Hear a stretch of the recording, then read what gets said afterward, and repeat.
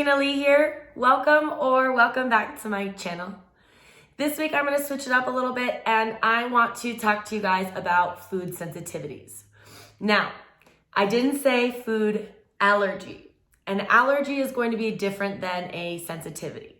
So in your gut here, we have 3 different types of antibodies. So when we're looking at a sensitivity in particular, we're looking at IgG antibodies.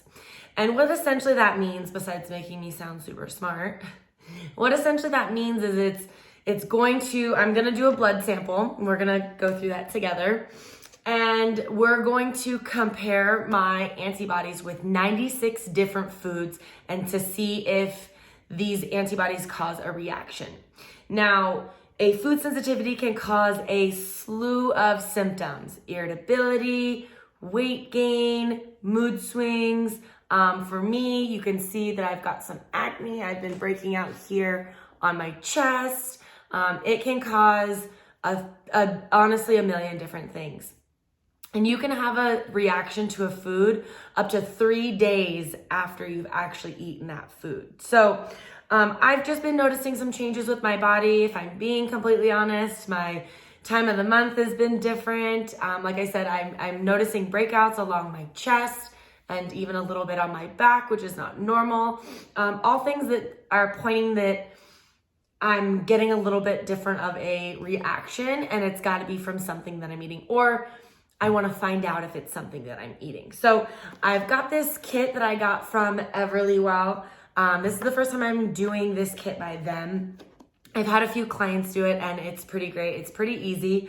All I'm gonna do is take a little poke on my finger, collect some blood, and then send it in, and then we will get my results back, and I will work to cutting some of those foods out and seeing how I change. So I wanted to do this with you guys. I want to share my results with you, and honestly, I just want to use it as a good accountability tool. So thank you in advance. So let's go ahead and open it up. And we are going to, I'm actually pretty excited about this. Okay, so I've got my card, I've got my lancet, my little poker. They give you more than one just in case you screw it up. But hopefully I only poke myself once. Okay, so I've got this little card that I'm gonna fill out.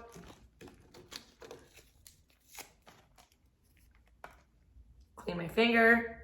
Boop.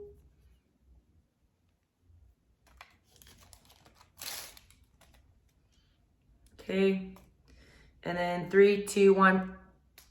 Ah! Just kidding, it didn't hurt that bad. But I mean, it's gonna prick. And then essentially just gonna draw blood and drop it.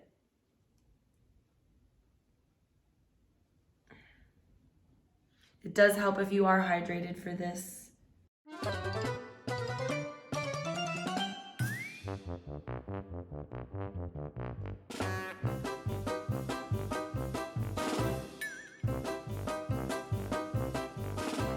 feel like I'm milking my finger like a cow.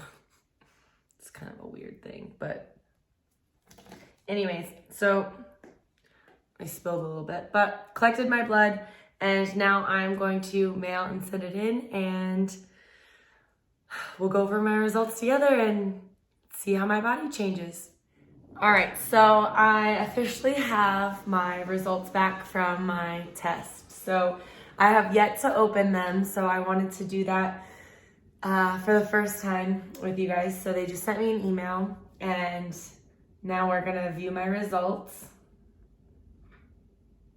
I am anxious and excited because, like I said, I've been noticing some changes with my body, and as your growing body changes, as your body goes through different life stressors, or your job is changing, or you're moving, or as things adapt and change in your life, your body starts to respond differently to foods, exercise programs, things of that nature. Your sleep patterns start to change.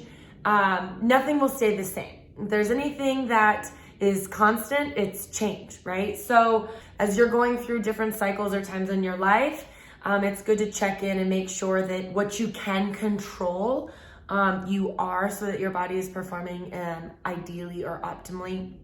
So I've noticed a lot of changes with my cycle, and I've been breaking out with a lot of hormonal acne. I've been noticing irregular sleep patterns, which is not normal for me. So I just want to make sure that I'm doing my due diligence to make sure that what I can control, which is what goes into my mouth, and how I exercise and things like that, that I'm staying on top of it. So this is going to be a really good accountability tool for me as well. All right, so I have your test showed an IgG reactivity above normal to 10 foods. So what we'll do is we'll test 96 different foods, and they're going to give me a scale on no reaction to high reaction. So we're gonna go through these together, and it'll be interesting to see my old results with my new ones. So moderate reactivity, I have egg whites and pineapple. Okay. I had a previous reaction to eggs, so eggs did not surprise me. So theirs is normal, mild, moderate, or high. So if I'm normal, that means I'm good to eat it. And then what I'll do is I'll look to cut out essentially level 1s, 2s, and 3s. So egg whites and pineapple. Mild reactivity, I have asparagus, banana, broccoli, cow's milk, egg yolk, eggplant, garlic, and oregano. So things to keep in mind, you can have a disruption of bacteria or sensitivity in your gut to healthy foods. It's really important to make sure that you're switching up the types of foods that you're eating. If you're eating the same foods and the same nutrients every single day, your body can also develop a sensitivity to the same thing. So cow's milk is actually pretty surprising for me. I actually have had it on my list before, but it's come down, which is nice because I've been doing a pretty good job the last couple of years minimizing cheese, except for kind of recently. I've been loading that back into my diet because it's delicious. But other than that, that seems, I didn't get any highly reactive. I did get, so funny thing is I did my last test. My level 2 was chocolate and my level 3 was pea. So interestingly enough, I was having a chocolate vegan protein every single day for 2 years, okay? And those 2 ingredients, peas and chocolate, were what was in my protein shake every single day. So I don't want to come off and scare you guys from eating foods or feel a little lost or start to develop a bad relationship with food. These are just really good tools, because if you eat something that you're sensitive to, it's not going to kill you. It's not an allergy, right? But it is really good to have in your toolbox as far as, now, what am I going to do to be more conscious about the foods that give me a little bit more of a harder time in my gut? Like I said, a sensitivity can cause irritability and mood swings. It can cause cravings, weight gain, bloating, constipation, diarrhea, like lots of different symptoms. So headaches, you want to make sure that you're kind of checking in and figuring out what it is that's causing a reaction. And I really like doing something like this because it takes out the guesswork. It allows me to just be a little bit more concise and more matter of fact on what I'm doing. So that way I know, oh, does this work or does this not work? It's just a little bit more black and white. So I'm going to work to cut out egg whites or eggs in general, because I have egg yolk, eggs, pineapple, asparagus, banana, Ironically enough, I don't really eat bananas, but this week I did overnight oats and I added bananas, so that's kind of ironic. Broccoli, eggplant, which I've grown to love very, very much, and garlic, which garlic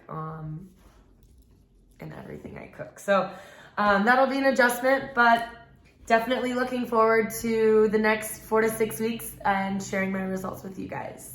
Just take the guesswork out of your training and really just work on using science to help you, because if you can utilize and understand your biology and your bodies, you really don't have to work that hard. So I still get a lot of really great foods that I can eat. And now I just know, okay, Saturday, Sunday eggs, they're gone for a little while. I gotta switch to oats.